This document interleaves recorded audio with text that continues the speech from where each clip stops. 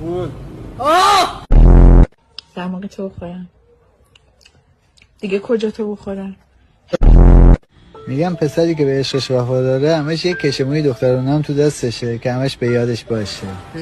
اکبر آقا سلام. جان حالت خوبه؟ اکبر آقا خواهر وفاداری تو. سلام بچه‌ها، امیدوارم حالتون خوب باشه. 2 تا پامپ باد می‌بینیم تو تصویر، یه 10 لیتری، یه 250 لیتری.